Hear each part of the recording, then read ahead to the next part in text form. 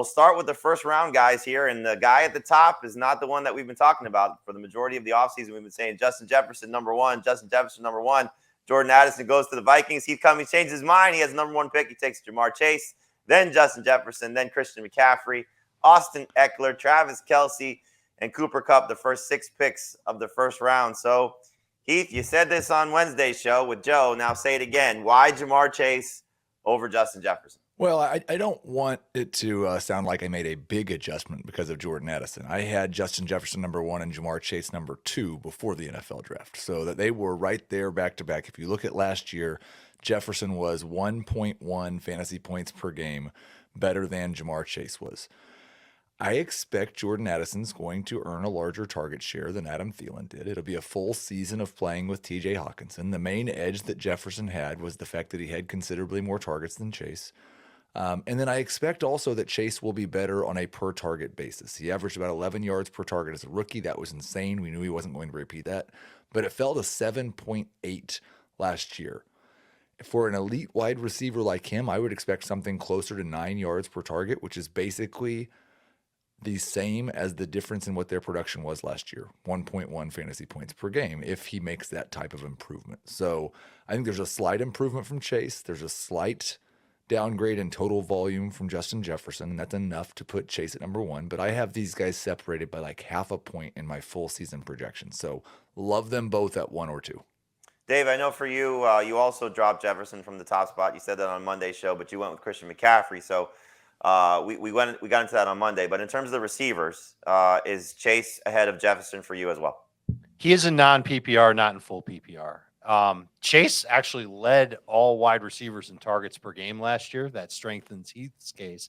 But Jefferson, I know he's not going to get 184 targets or however many he had last year. That's going to come down. I still think it's going to be in that 140 to 150 range.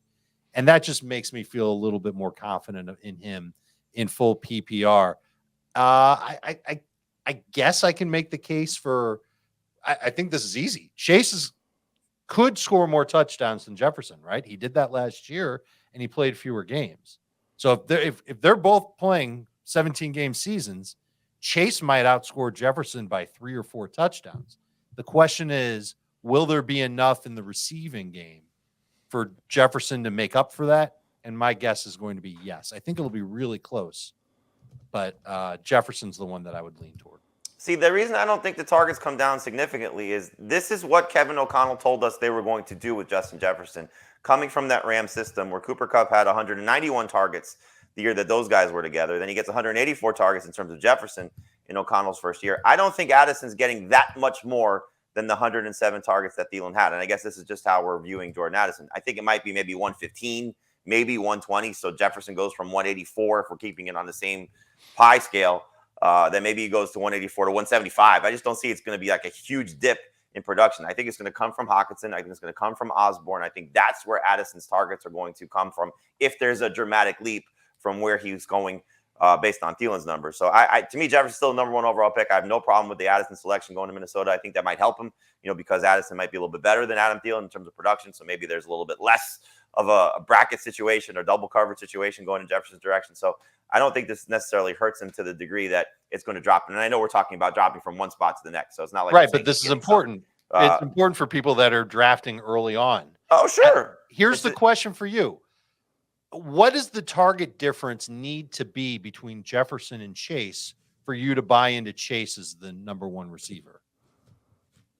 I think Chase probably have to see maybe 20, 30 more targets. I don't see And that. how many fewer for Jefferson? You're just going to say it's got to be 25 plus. Yeah, I think that's fair to say. If it goes 20 targets in each direction, Chase can overcome Jefferson. Well, I will say this, though. This is why you want a top 2 selection, because you get one of these 2 guys. When you say 20 targets, and you're not talking about what Chase was on pace for last year, not 20 more than what he was on pace for. No, because he was on pace for, like you said, more than 184 that Jefferson had. If he has 20 more targets than he had last year, he's got 205 targets. Correct. Okay, so he averaged 11.17 targets per game.